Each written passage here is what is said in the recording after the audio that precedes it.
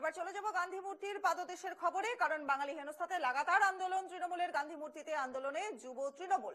December পর্যন্ত লাগাতার এই আন্দোলন চলবে। প্রত্যেক শনিবার এবং রবিবার সেখানে আন্দোলন করবে তৃণমূলের শাখা সংগঠনগুলি। গত সপ্তাহে মহিলা তৃণমূলের মাধ্যমে কর্মসূচির আয়োজন করা হয়েছিল। আপনারা জানেন গত সপ্তাহে মহিলা ব্রিগেড তারা কর্মসূচির আয়োজন করেছিল।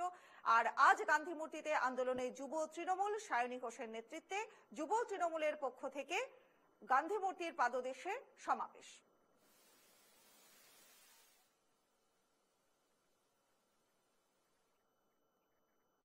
জয় শ্রীরাম দিয়ে শুরু হয়েছিল, তাতে বিশেষ সুবিধা করতে পারেনি। এখন মা কালী মা দুর্গা শরণাপন্ন হয়েছে, কয়েকদিন পর থেকে জয় বাংলাও বলবেন।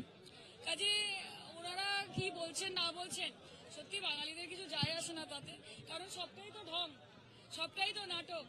বিচারের নামে চেয়ার ভাঙা, এটাও তো নাটক। এবং আমি মনে করি যে এই যে দুর্গাপুজো, তার জন্য এই দেখনদারি, তার জন্য ইজেডসিসিতে গিয়ে প্রোগ্রাম, এইসব বাইরে বাইরে দেখিয়ে কিছু লাভ হবে না। বিজেপি যে অন্তর্নিহিত ভাবে মনের একদম গভীরতম কোণা থেকে বাংলা এবং বাঙালিকে ঘৃণা করে, সেটা বারবার প্রমাণিত।